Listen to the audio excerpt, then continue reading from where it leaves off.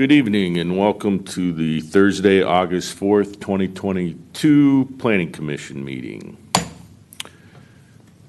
It's called to order and we'll do the roll call. Clark Gruber. Here. Larry Heinig. Here. Darrell Williams. Here. Michael Neese. Amy Nichols. Here. Lige Hanny. Here. George Sleeper. Here. Janice Varney. Here. Tim Stegman. Here. Next up, we'll have the approval of the agenda. I'll make a motion to approve the agenda. I support. It's been moved and supported to approve the agenda. Any other discussion? Seeing none, all in favor, please say aye. Aye. All opposed? Motion carries. Next up, we'll have the approval of the meeting minutes of the July 7th meeting. Make a motion to approve the meeting minutes from July 7th, 2022. Support. It's been moved and supported to approve the July 7th regular meeting minutes. Any other discussion? Seeing none, all in favor, please say aye. Aye. All opposed, motion carries. Just a note, anybody tuning in right now, we had a little technical difficulty, so that's why we started the meeting 12, 13 minutes late, but all good now. Unfinished business, none. Brings us up to other business, which is item 5, building height, proposed text amendments. Thank you. Earlier this summer, a member of the public notified staff of an apparent discrepancy in the height regulations for the R1 and central business districts, specifically the story limitations adapted in 2015 did not appear in the current compiled zoning ordinance.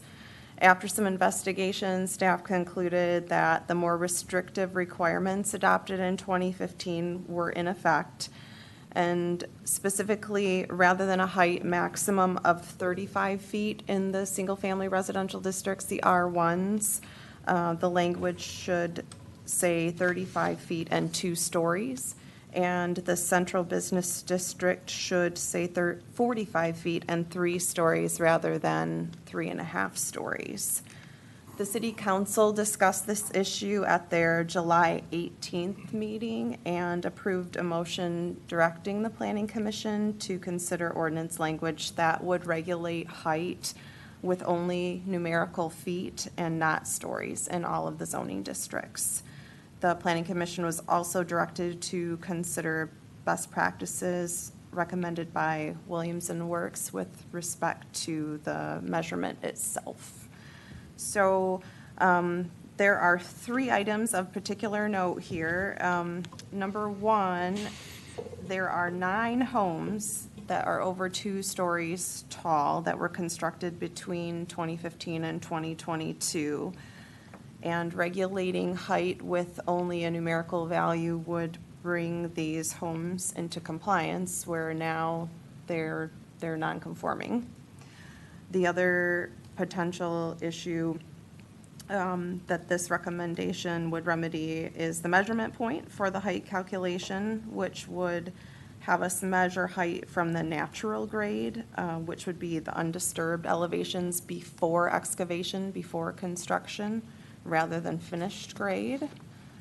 And the last item is related again to the grade, and there is language that would allow only 12 inches of fill to be added for drainage that wouldn't count toward that height maximum, and projects that are within 3 feet of the maximum height would require topographical survey information to be submitted with the plans. So I've worked with Brad Coderbuff from Williams & Works and with the city's attorney, Nick Curcio, on this item, and we'd like to I'll turn it over to either of you if you have anything to add, Nick and Brad. Just a quick comment, kind of further explaining how we arrived at the text that's proposed in this agenda packet. So this item came to the City Council's attention by the concerned citizens' comment. As Kelly indicated, that comment was limited to essentially the story requirement. But in directing staff to work with the Planning Commission in preparing an amendment, Council indicated that they wanted us to look at best practices for height generally. We noted that we have the overall zoning review of the entire zoning ordinance coming up.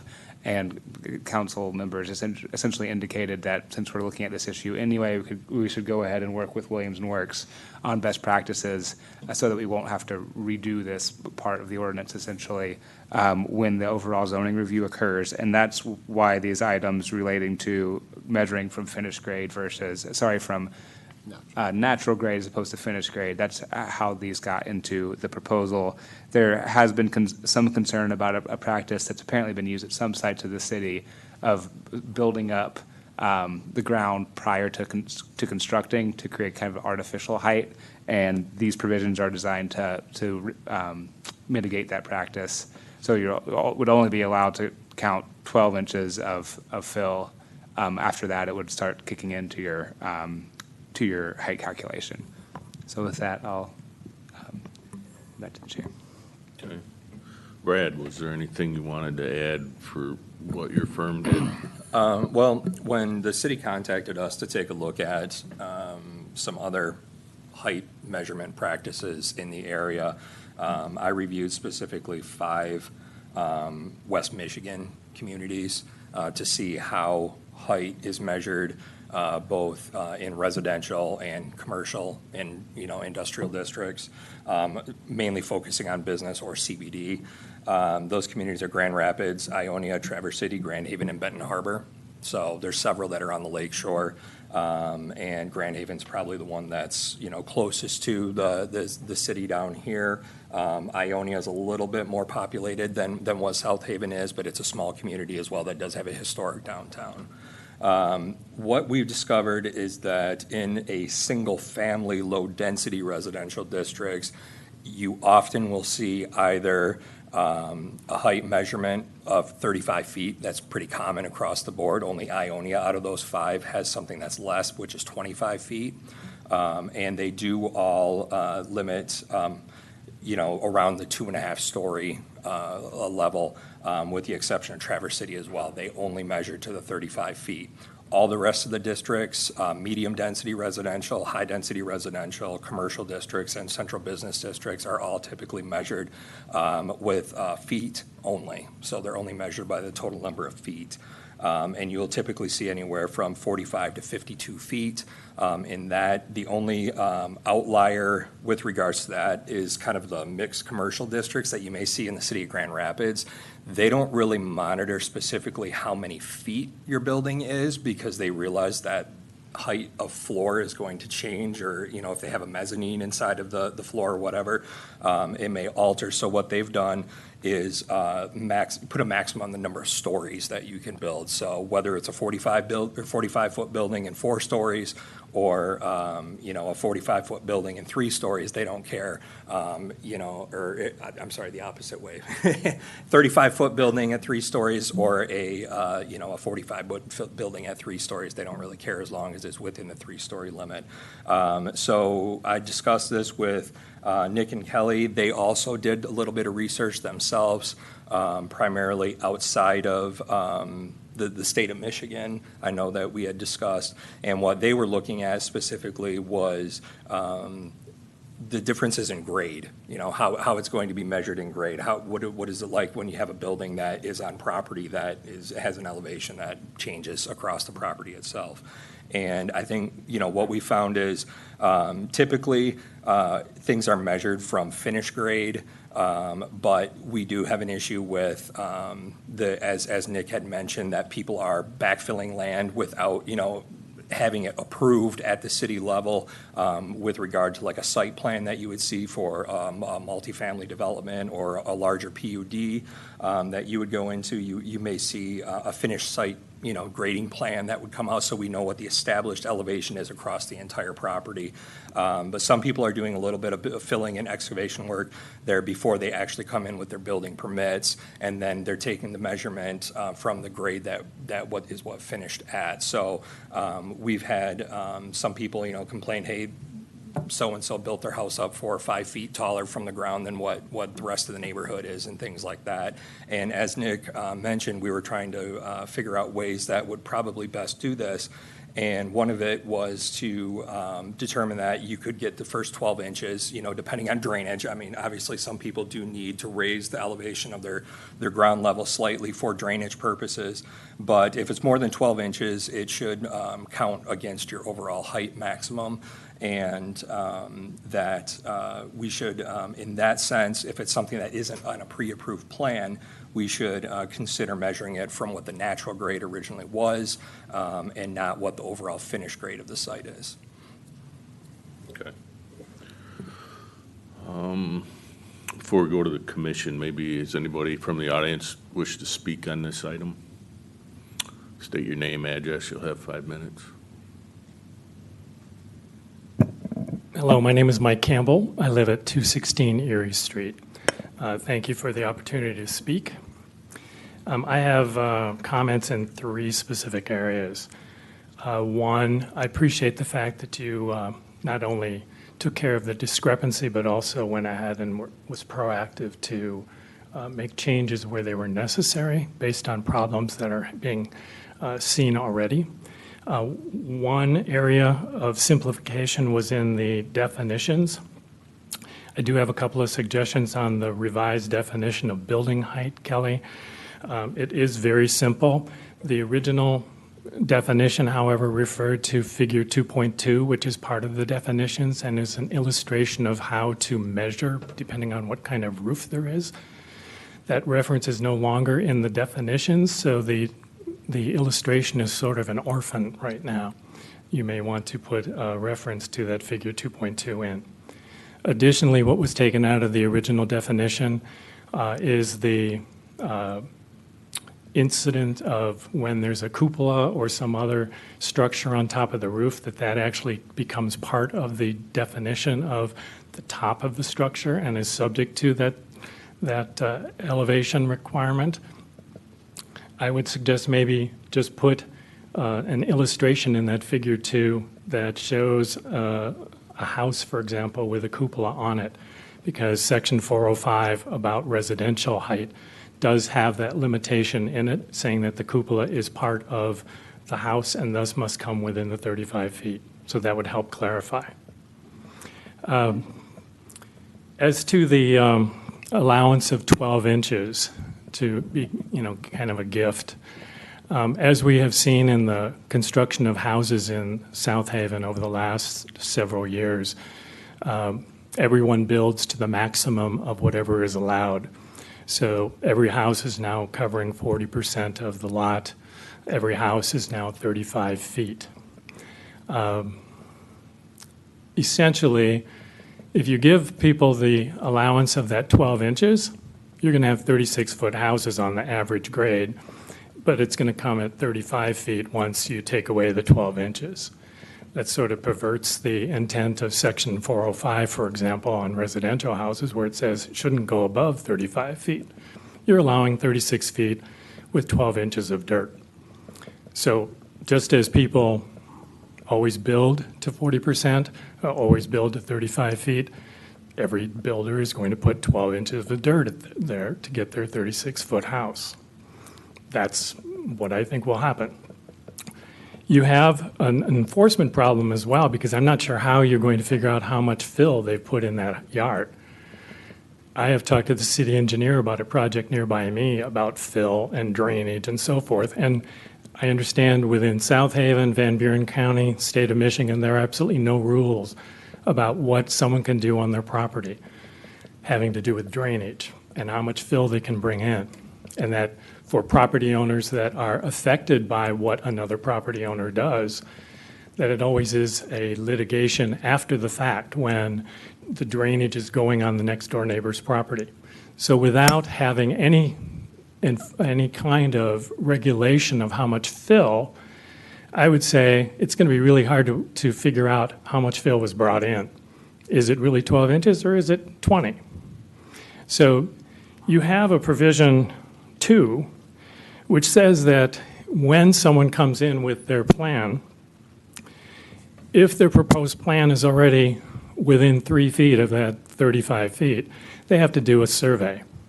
I'm assuming that that would be a topographic survey because it's going to measure the elevations at the various points of the lot, which would include the highest and lowest corners of the building, which are going to provide that arithmetic average for which the 35 feet is going to be measured.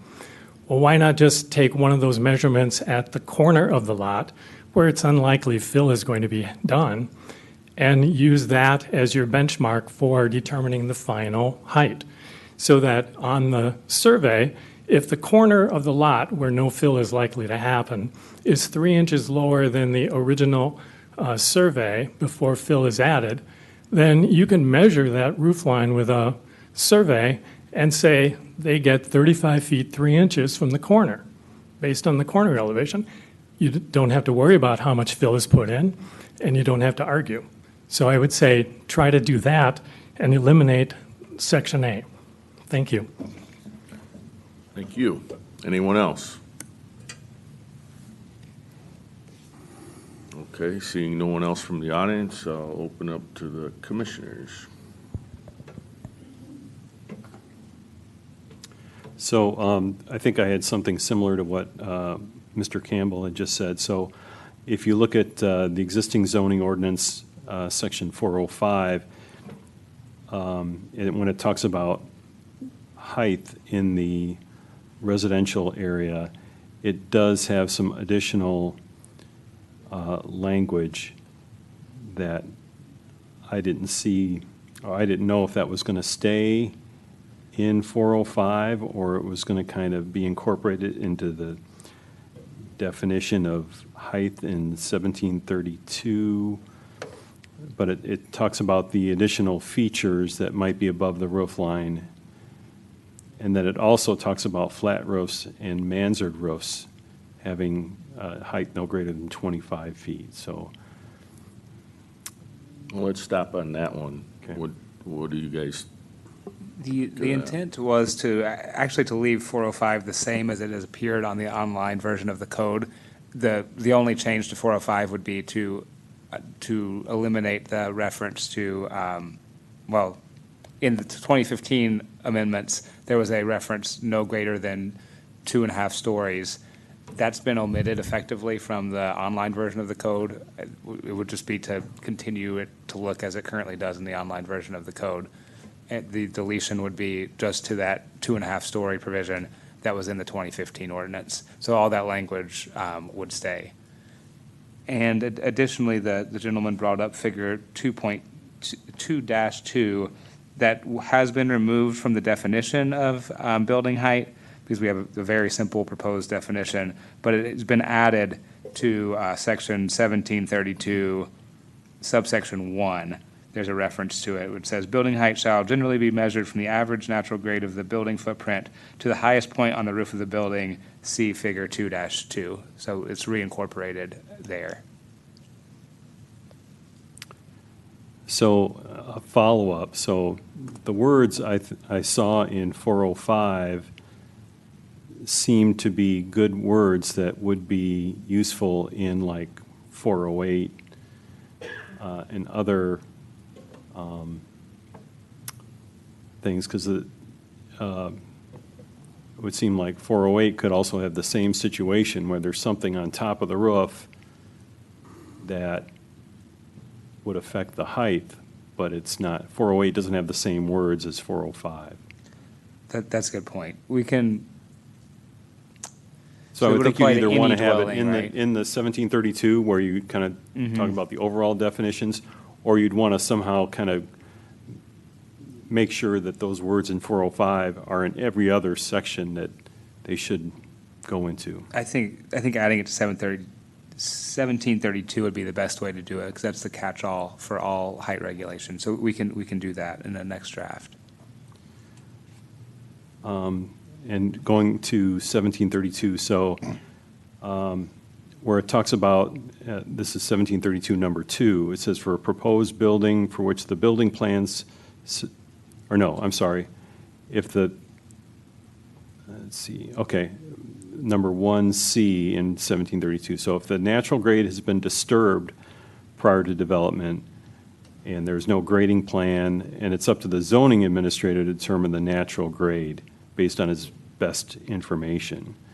And I was thinking that it might be better to just go with the option number 2, and if there's been a change in what appears to be the natural grade, go with number 2, and that kind of gets it out of the hands of the zoning administrator and puts it more into something a little more official, like a licensed surveyor.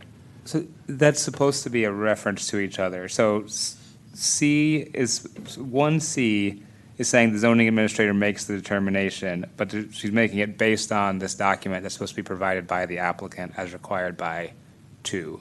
So when it says zoning administrator shall determine the natural grade based on the best topographical information and mapping available for the lot, we can make it a more explicit reference. That's supposed to be the survey provided by the applicant. Will be at least one source of that information. If the city happens to have another survey and they conflict, then we might have to suss that information out. But she'll, at the very least, have the topographical survey submitted by the applicant.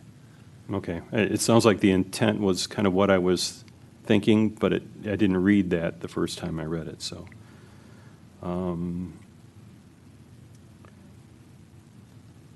So I think I had just one more, so back on the definitions of where it talks about the definition of an average grade natural. It says you basically go with the highest and lowest exterior corners of a building. I didn't know if you wanted to say building / footprint, because it's possible there may not be a building there yet when you're trying to determine the natural grade. That's a good point. We can add that. Building a proposed building or something like that. Well, Brad, let me ask you, we do a lot of road work in town. And every time we do that, there's a benchmark for top of manhole covers, curbs, sidewalks. And those are pretty much set in stone, so to speak. I mean, they're really not going to change, I would think, too much going forward. Would there be any way to tie it to those pre-known measurements? I haven't seen anything like that in any ordinance before. Making reference to a specific point on like a utility manhole or something like that. I understand what you mean, like they're not gonna change because they need a certain, Right. degree of incline or decline on it in order to function and things like that. But I have not seen anything like that. Functionality-wise, I think you could use it, and I'm not an engineer, so I don't really know how that's, I haven't seen road plans before like that. I mean, I'm assuming that if they have to take a measurement, they take a measurement through elevation. Are you familiar with that, Larry? Is that something that they do? They take the elevation from average sea level, what that point is, and then that way it's fixed, by GPS on there, that's what it is. So, I mean, that will give an exact point on there. I think usually what you see, though, is measurement from the property itself that it's located on. Is that what you would say, too? That, typically when we take a measurement, we're measuring from the property owner's property that we need to take the measurements from. We're calculating height? Right. Yes. Right. Yes. Right. So I don't know if that would be something that we could, I mean, do you Well, 'cause do you I think think that's it's something that we could even it's obviously do, good. like tell them that they have to measure off of their own property?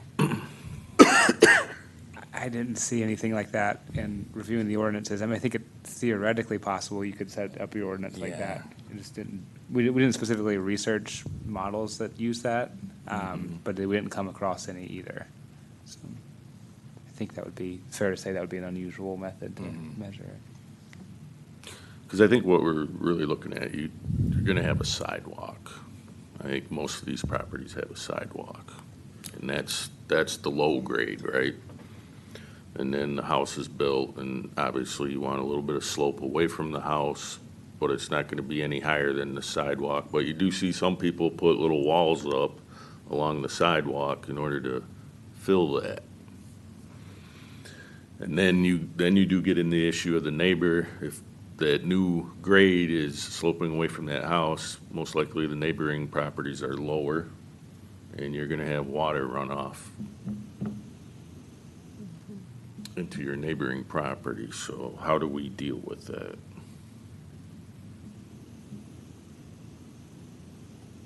Well, our ordinance does specifically call out that the owner of a property is supposed to keep stormwater on their property. I mean, there's a certain amount of drainage that's natural that I think you would consider normal. But when you start seeing excessive drainage or things like that, we've run that into that before with, site plans that have come in. We've had neighbors come in and say that there's been issues with drainage and, and stuff. In those situations, I think, I think that was our intention, is to try and measure from the natural grade and keep that as natural as possible, because we didn't want something like that where people would continue to build up the site which would include something to create excess drainage.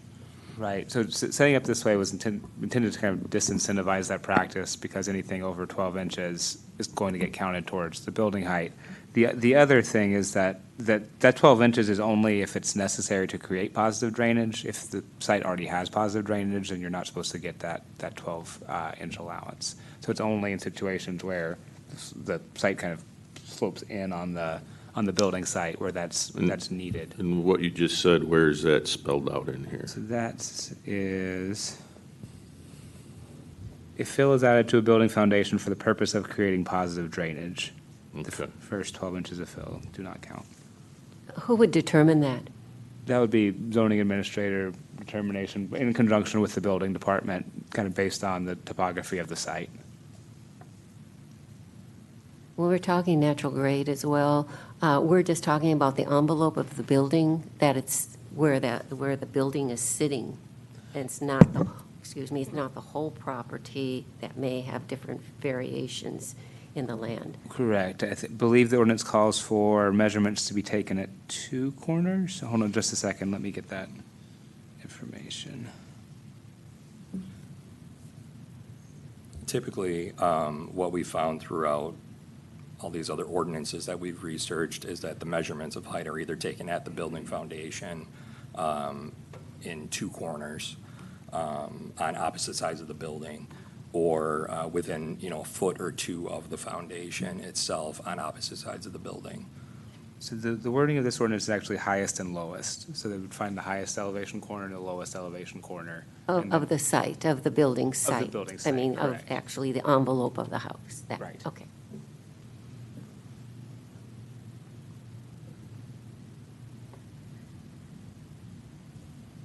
I agree with the items that are brought up, and scaling it back to 35 feet would make it easier. If you go through, we have a lot of different new houses being built, and they look different than where I live and where some of your other houses live. So if it's one big story with a small story on top, I mean, I think 35 makes it easier on staff, and trying to figure out where to start from and measure from is the important piece. That's all I gotta say. Okay. Yeah, I was thinking about the same thing. Having the 35 feet or 45 feet is easy to figure out, but 2.5 stories versus 3 stories or 2 stories, I think that gets kind of convoluted, and I think just having a height requirement is probably easier, unless we're looking to create a bunch of row houses in South Haven, so. Is the intent to get rid of any reference to stories? In these definitions, for purposes of measuring height, yes. I believe that there are some references to stories in other regulations. For example, basements come in some other regulations. So we wouldn't be deleting the definition of story, at least as part of this amendment, possibly as part of the overall of the zoning ordinance, if that's what's recommended. But the only definitions that we're proposing to change are specifically listed here. Okay, thank you.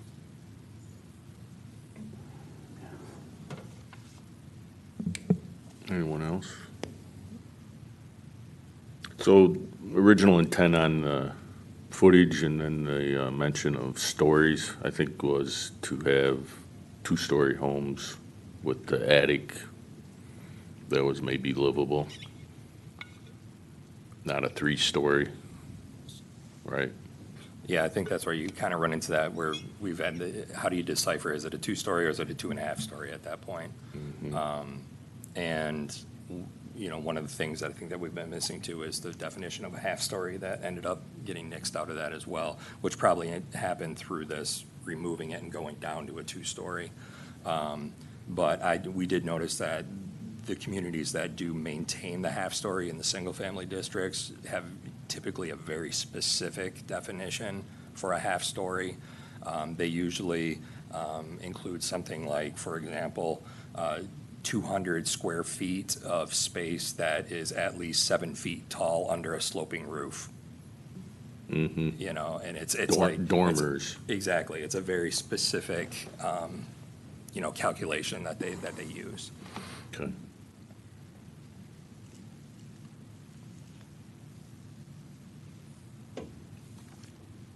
Anything else you want to review on this? The recommendation, we give staff feedback on the proposed language they have here in red. And we need to consider whether we have enough here to set a public hearing for September.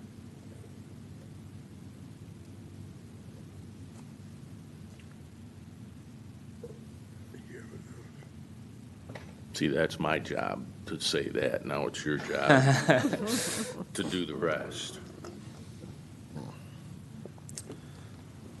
I feel like they've got enough feedback to be able to bring this back so we can do a public hearing.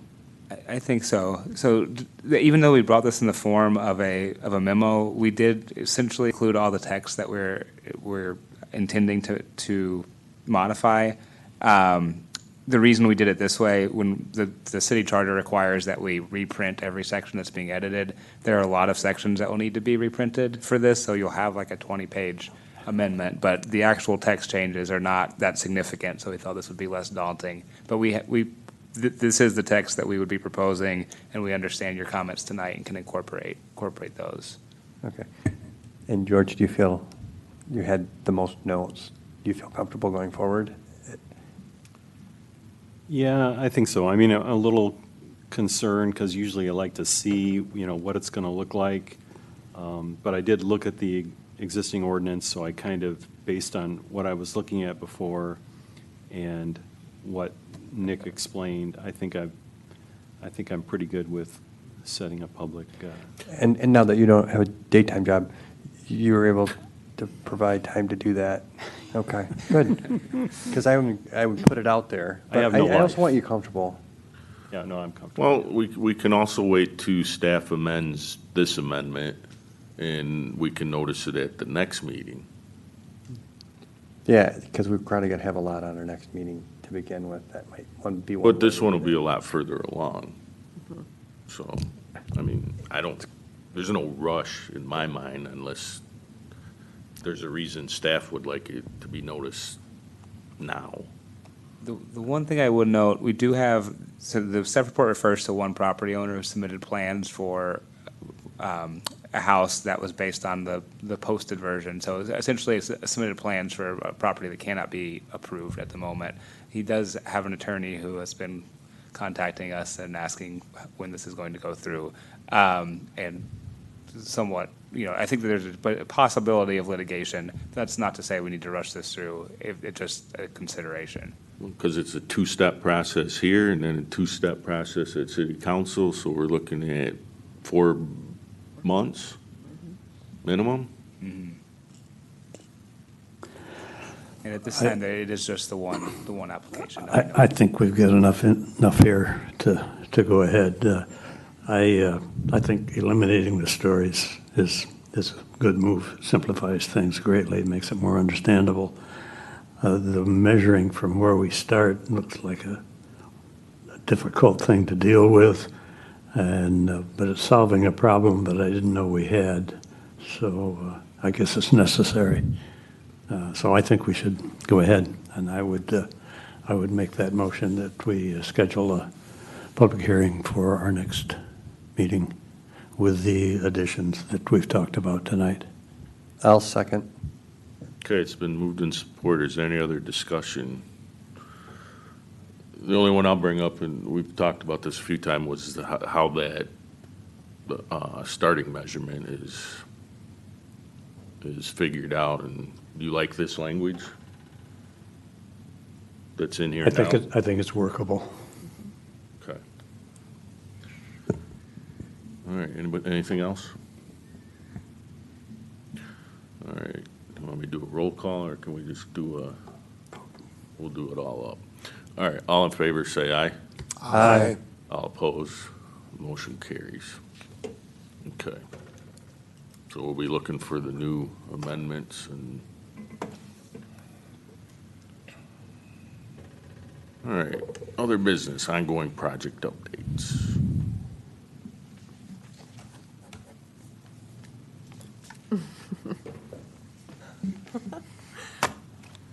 All right, well, our agenda ended up being lighter this month than last month, but there's no lack of work going on at City Hall and the Building Services Department. So we put together just a short update for you in the packet, just to give you a little bit of a heads up on some items that we've been working on and some things that you might see at an upcoming meeting.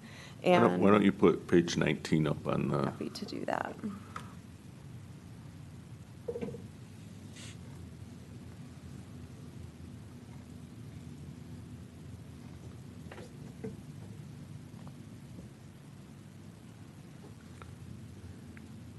And we can kind of run through these one by one, and you can ask questions, or I can sure, give the us quick the rundown. synopsis. Okay, so, as you all know, there was some interest in forming a shoreline. There was a shoreline subcommittee formed of this group. And there was a similar subcommittee of the Harbor Commission formed to study, well, not a similar committee, but a separate subcommittee formed. Go ahead, Griffin Hoppen, if you want to. You seem like you want to correct what I'm telling you. No, I can help a little bit if you want, though, Kelly. So yeah, as the Planning Commission's aware, over a year ago at this point, the Planning Commission created a subcommittee to review shoreline erosion and shoreline armoring issues.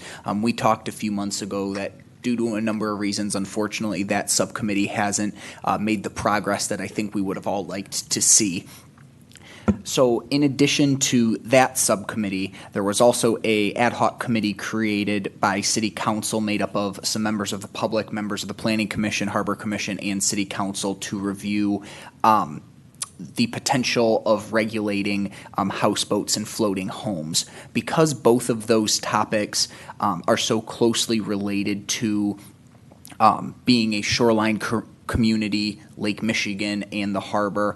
We are in talks with Edgewater Resources, who is a national, or they're a locally situated but a national consulting group that does engineering for various coastline issues, shoreline armoring, and so on and so forth to help with both of those committees. So we're working on getting those proposals finalized, but it is our goal that they will be able to help advance both of those groups over the upcoming months. So stay tuned.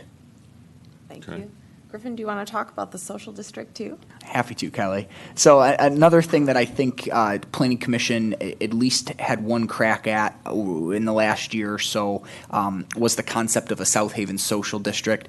This was an economic development tool that came out of the COVID pandemic to try to support traditional downtowns and businesses associated with food establishments, restaurants, bars, breweries.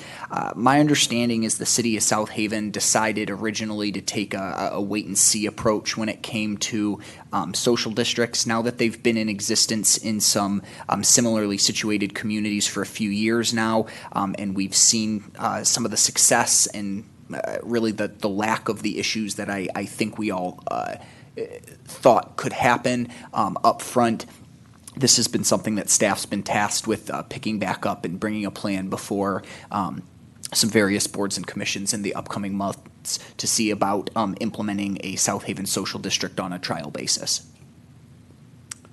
Hey, Griffin, on the social district front, has the Downtown Development Authority, have they weighed in on the social district? Did they have a leaning one way or the other in that? They have weighed in so far in the sense that it is something they're still interested in. We have not brought a specific district or those updated plans to them yet, but the DDA, the Planning Commission, City Council, there'd be various boards and commissions that would be giving input before something like that moves forward. And my understanding was Public Act 124 had like a sunset clause. Did it originally?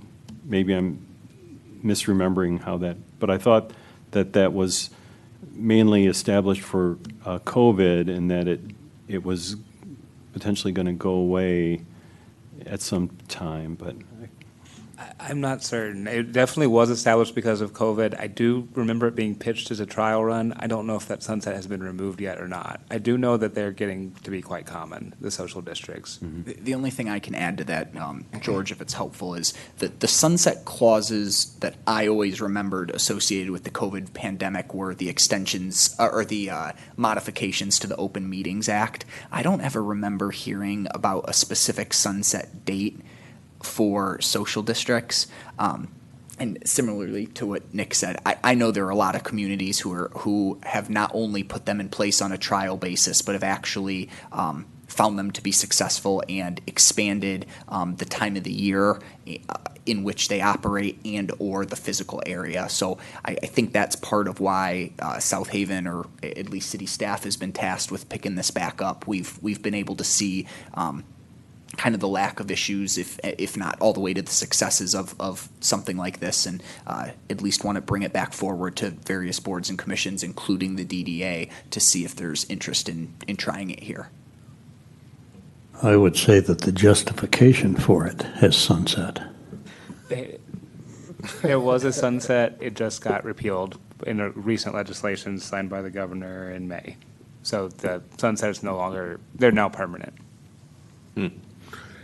So, But the justification has sunset. now, I know some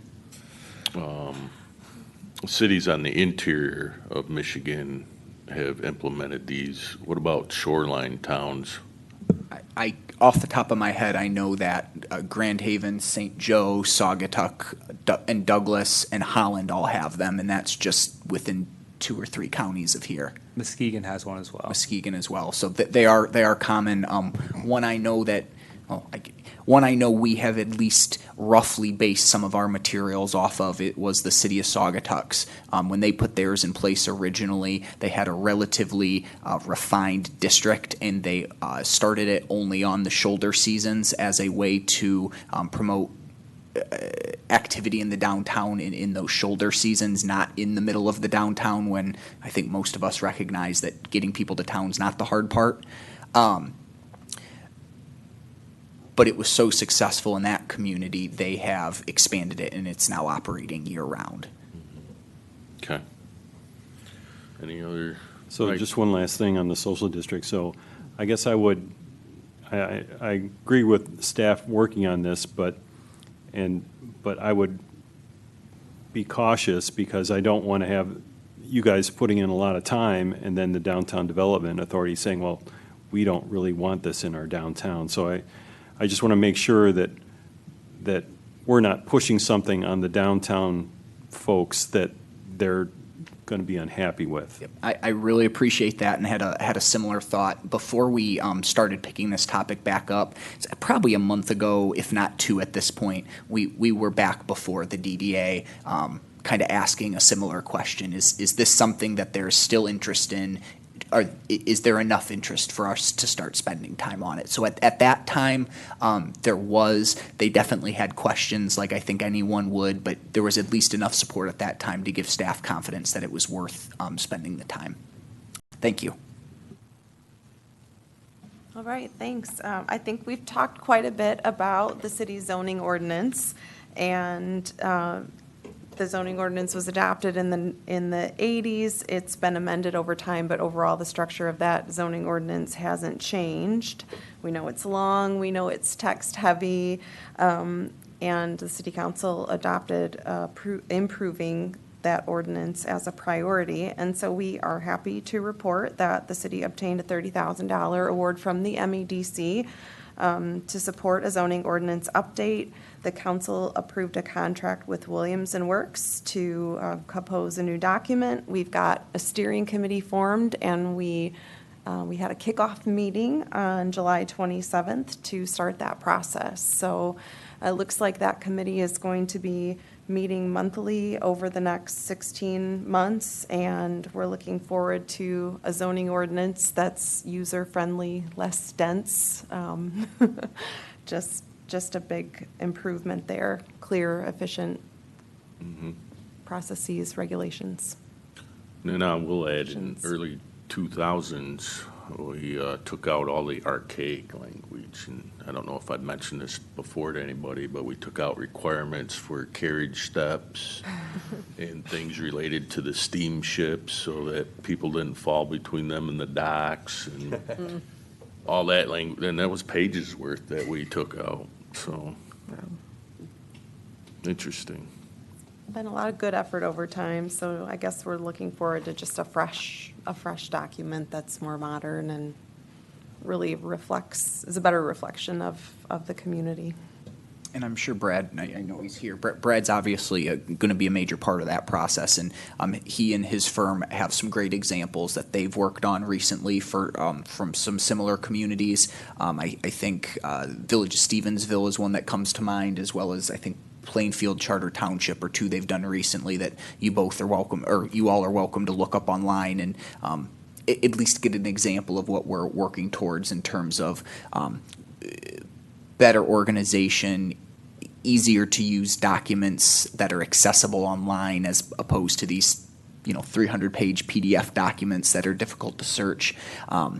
And so on and so forth. So I will say we recognize that this project's a priority for our organization, and we're really excited about moving it forward over the upcoming months. I will just highlight again that we know what an important project this is going to be. So we have posted an agenda as well as minutes from that kickoff meeting on our website, and we plan to do so moving forward with our working group. But for you all to hopefully look forward to. Obviously, this process will culminate with the work of the Planning Commission and eventually that of City Council. There will be opportunity at those points for the necessary public hearings, public engagement, and so on and so forth. So at this point, we're trying to do kind of the nuts and bolts work. As much as we can up front, we'll obviously bring the necessary value-based decisions where we need some more input from the community, the public, to you all, and it'll go through the appropriate processes from there. But we're looking at a 12 to 24-month process. So we definitely both ask for patience and excitement, and if there are questions at any point kind of throughout, we're happy to walk you through that. There are many very capable folks from various boards and commissions who are going to be helping us through this process. So how recently what was one of them you said, Stevensville? Yes. How recently did they adopt? Within the last year. Okay. At least the attorney for Stevensville. Okay. Plainfield's updated, I think they finally adopted in like February 2022. February 20th. So those are two within the last year. So have you contacted any of their city staff to see if it had the desired effects? I have not. Okay. Well, maybe you can call your counterpart and see how it's working out. That'll be the true test, Brad. See if Brad did really good work or not. Okay, so full disclosure, I am friends with one of the Stevensville City Council people. Well, she just resigned, but no complaints, Brad, so you must have done a good job. Nothing's come across my desk. No. Saying, this doesn't make any sense. I haven't seen anything like Okay. that. So. And then Well, I know how we always like to do the litmus and compare things with other communities, but we've never really had a follow-up on, well, they have this, but how does it really work, And then I'm happy to answer any other questions, but just to wrap up the staff report or the short memo, there's also a list of a few items that we anticipate coming before the Planning Commission in September. I know the chairman has asked the question at a few previous meetings of what types of items can be expected coming up. So obviously, these are expected or probable. There are lots of things that can happen between now and the deadline for the next meeting, but these are a few items that we're at least comfortable saying you can likely expect to see in the next month. Very good. And Kelly and I did meet with the Maritime Museum, I don't know, was it last week, week before? 2 weeks ago, I think. But I think they'll have a good parking plan, so hopefully. All right, is that it? Anything else? Not unless the Planning Commission has questions for us. Right now, not unless you have questions. Any questions about this last item on the agenda? No? All right, next up's public comment. Citizens in the audience may address the Planning Commission regarding items that have not been on this agenda. Does anybody wishes to address the Planning Commission? State your name, address, and you'll have 5 minutes.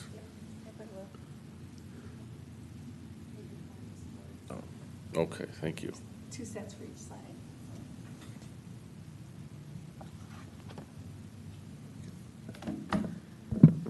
Good evening. I'm Grace Borgfield at 302 Michigan Avenue. I'm here to talk about the permanent grills, fire pits, and fireplaces. Grills are a permanent gas grill with a shutoff valve provides a homeowner or a business much greater safety than a portable propane tank if the grill were to catch on fire. If a portable grill does catch on fire, which one of you be willing to extinguish the fire? Right now, most portable grill owners have one propane tank on the grill and one tank in storage. It's a lot of tanks in town. The portable gas grill located at our home, which is currently allowed, has blown over twice, and the propane tank was laying on its side. When we built our home, we had our gas line extended to the porch, so it would be easily installed for a permanent gas grill. Your own fire department has an attached gas grill to the building just outside the door of the fire department. I've provided you a picture. The fire chief told me himself that the previous one that was there had blown over multiple times, and the department wanted to put something that would not blow over, so they installed a permanent gas grill at your fire department. Now, I find it interesting that your own fire department approves a grill attached to their building. Of course, we all know that each application is different. The fire department is a block building that will not catch on fire. The home that my husband and I built is 40% brick and 60% James Hardie cement board, which has a 2-hour fire rating. The chief was impressed with our ability to plan for future use of our property. Fire pits. It appears that there was a lot of talk about fire pits. It appears that the smoke is the issue between the neighbors. There was a comment made by a homeowner who voiced their concerns about residents' fire pits and had done damage to their home. I'm sure that she had said that it needed to be policed. I'm sure this is not the best use of the police protection in the city of South Haven. Currently, there are ordinances to address this issue. Section 1707 addresses smoke. I'm in agreement that many fire pits I have seen in South Haven have no regards for safety. Most fire pits are large in size and accommodate chairs in a 360-degree pattern without any spark screens. An open fire pit in most cases creates much more smoke and is much more likely to be a fire hazard. A fire pit also located on the ground level without any chimney, forcing the smoke to be directed upwards. Fireplaces. The emissions of smoke from fire pits and fireplaces greatly vary. Our design was to build a fireplace that would be much safer than any fire pit. Our intentions are to use brick for safety. The fire would be contained in a fire box, with a fire screen, and on the face of the unit. It would also have a chimney that would direct the smoke upward, not horizontally like a fire pit. We do not want smoke blowing in our faces or our neighbors' faces. I was not able to be at last month's meeting, but I watched the video, and there was a lot of comments about fire pits, not fireplaces. And it was only talking about smoke over and over and over again. Both fire pits and fireplaces use propane can use propane or natural gas. Yes, they both produce no smoke, but both propane and natural gas are a non-renewable source of energy that we have limited amounts that we can mine from our earth.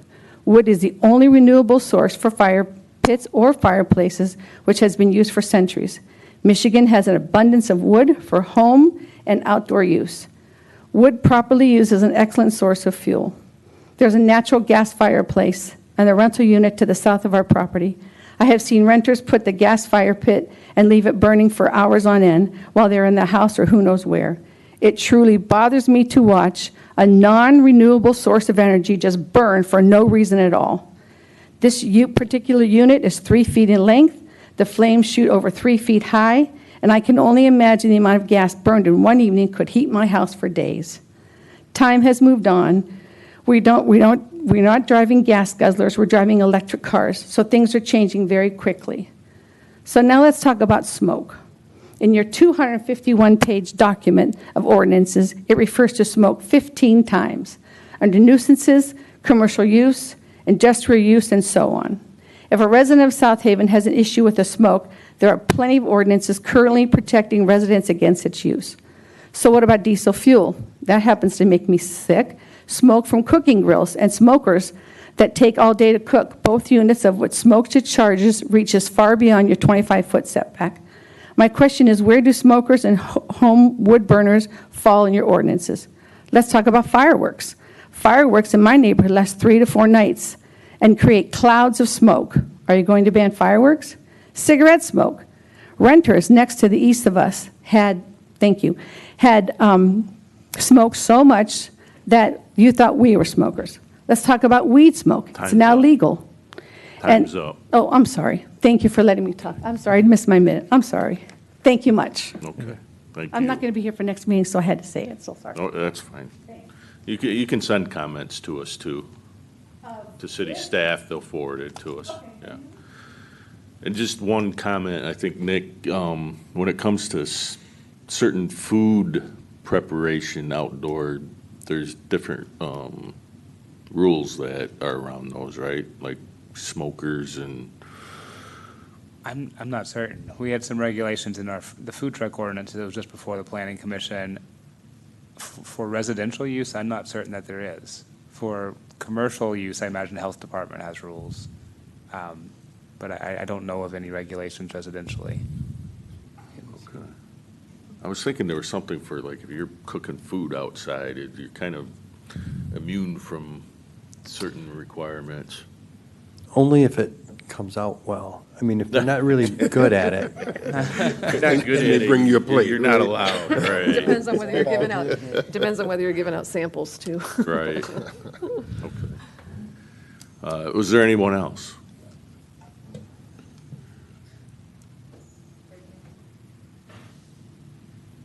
My name is Ali Borgfjord. I'm from 302, Michigan. You talk about commercial smoking and residential. Where's Airbnb stand? We got 2 houses right next to us, the Airbnb. They're commercial, right?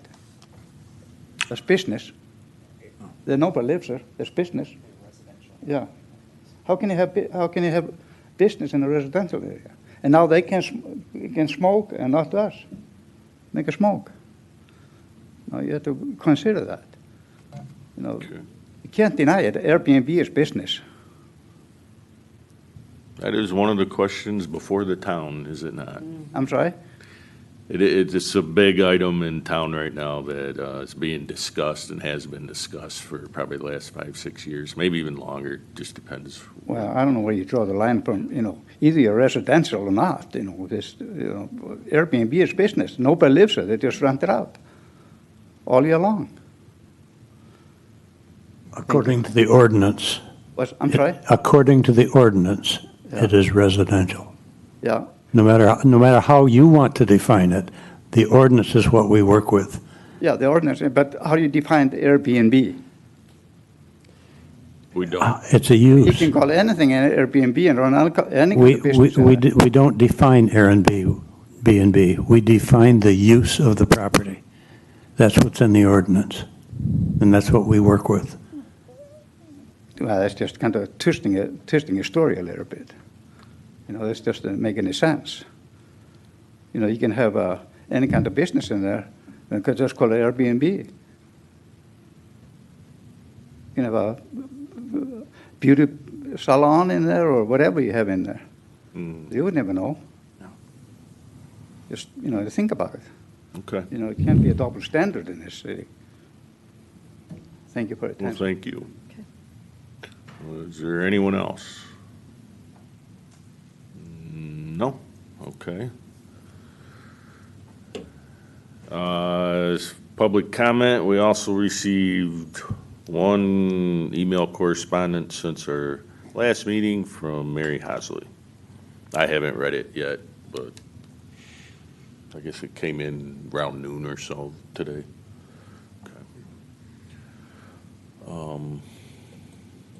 Elijah, why don't you start us off with comments?